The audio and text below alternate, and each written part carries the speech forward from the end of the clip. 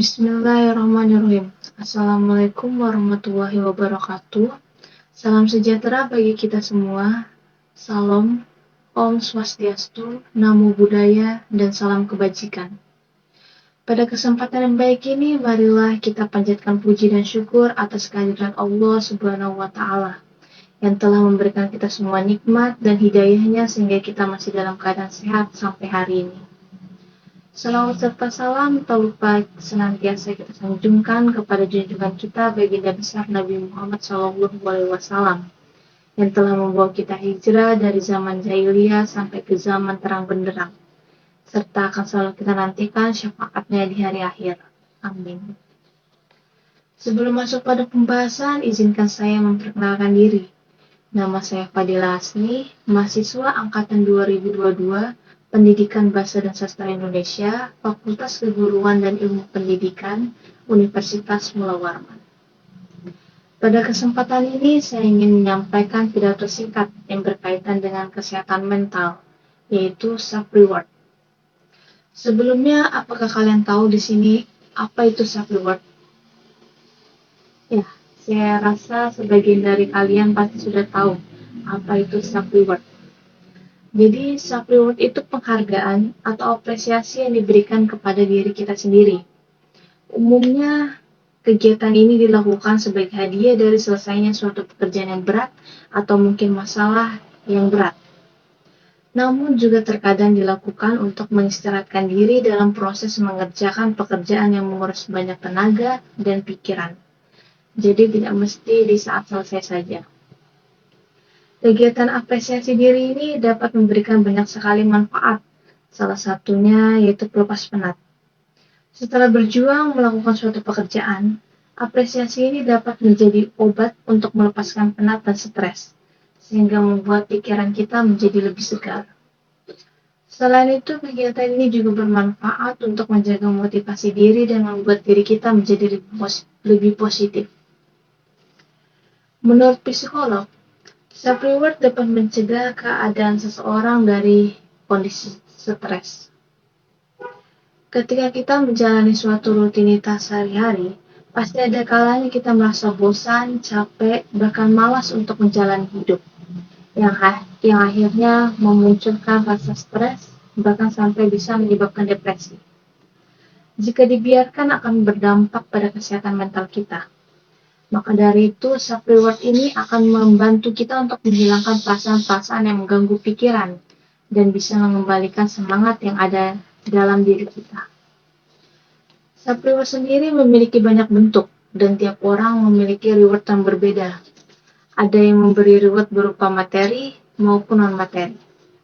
Reward berupa materi yaitu memberikan diri kita sendiri barang atau makanan. Sedangkan reward berupa non-materi yaitu bisa dengan jalan-jalan, mengunjungi tempat wisata atau hiburan, melakukan hobi yang disuka, atau hanya sekedar beristirahat di rumah. Self-reward bisa juga dilakukan dengan meluangkan waktu untuk diri sendiri, teman-teman terdekat, keluarga tercinta, orang yang disayang, maupun hewan peliharaan.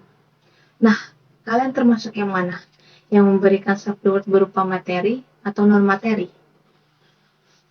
Namun perlu diketahui juga, dalam memberikan apresiasi kepada diri sendiri, jangan sampai berlebihan. Karena banyak orang-orang yang salah mengartikan self-reward, sehingga bisa berujung pada pemborosan waktu maupun uang. Self-reward yang dilakukan secara berlebihan akan mengurangi motivasi untuk mencapai tujuan. Bahkan bisa membuat kita kehilangan fokus. Alhasil tujuan kita malah tidak tercapai.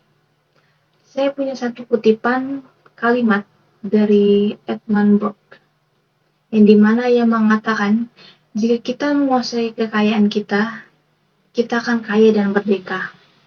Jika kekayaan kita menguasai kita memang miskin.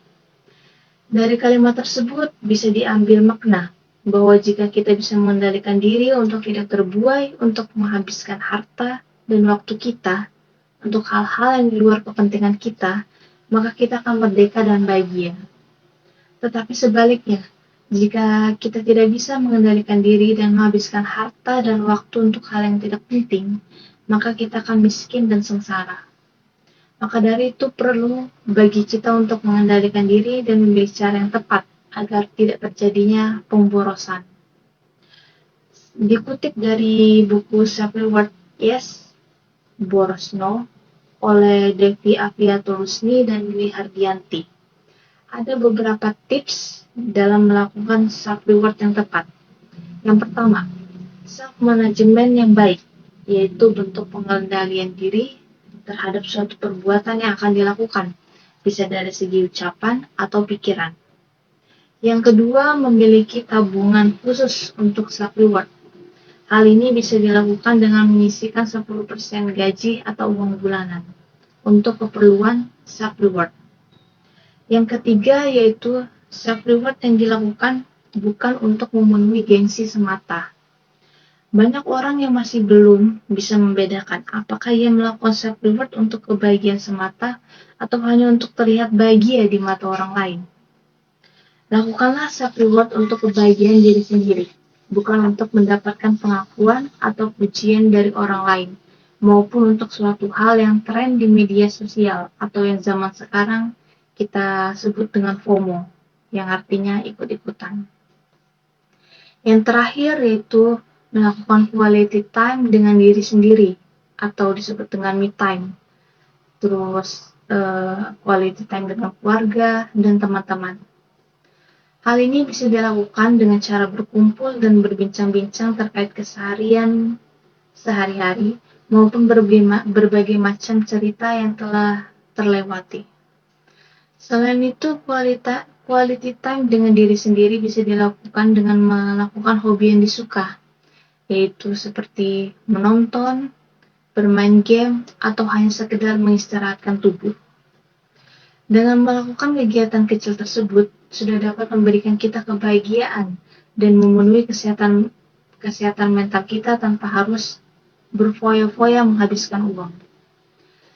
Jadi kawan-kawan sekalian, self-reward termasuk salah satu hal yang penting dalam kesehatan mental, karena sebagai bentuk apresiasi dan memanjakan diri atas jerih payah yang telah dilakukan, maupun masalah yang telah berhasil kita lewati.